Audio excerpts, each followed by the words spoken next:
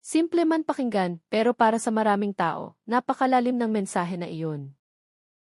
Minsan kasi, sobrang sanay tayong unahin ang ibang tao, family, trabaho, relationships, hanggang nakakalimutan na nating alagaan ang sarili natin. At iyon ang realization na gusto ring i-share ni Ice sa publiko.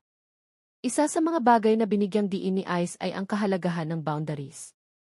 Sa Filipino culture, madalas iniisip ng tao na kapag nag-set ka ng boundaries, nagiging selfish ka.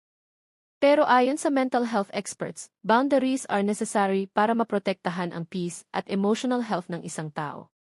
At iyon mismo ang natutunan ni Ice matapos ang maraming taon ng emotional struggles. Hindi ibig sabihin na ayaw mo na sa tao.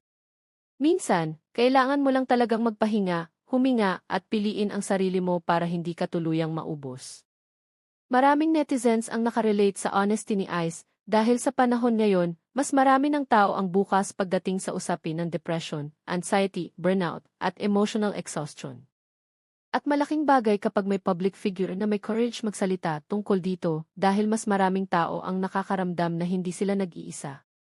Hindi madaling aminin na nahihirapan ka emotionally, lalo na kapag sanay ang mga tao na makita kang strong palagi. Pero sa pag-share ni Ice ng kanyang kwento, mas marami ang nagkaroon ng awareness na ang mental health ay totoong laban na kailangang seryosohin. Sa kabila ng lahat, patuloy pa rin si Ice sa paggawa ng music, performances, at pag-inspire sa mga tao gamit ang kanyang kwento at talento. At ngayon, mas priority na niya ang healing, peace, at pagiging emotionally healthy.